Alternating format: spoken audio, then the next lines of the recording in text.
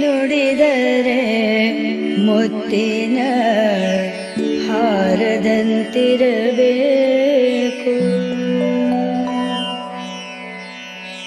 ನುಡಿದರೆ ಮಾಣಿಕ್ಯದ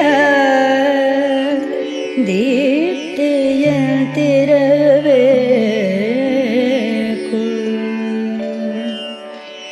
ನುಡಿದರೆ ಸ್ಫಟಿಕದ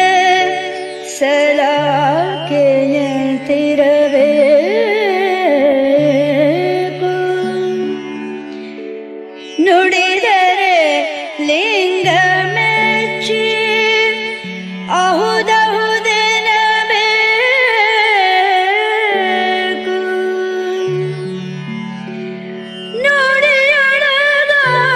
ನುಡಿಯೊಳಗಾಡಿ ನಡೆಯದಿದ್ದರೆ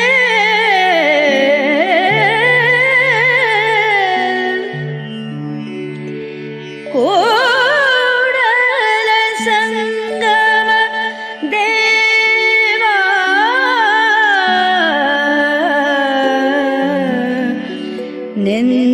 ನಿಂತೊಲೆವನಯ್ಯ.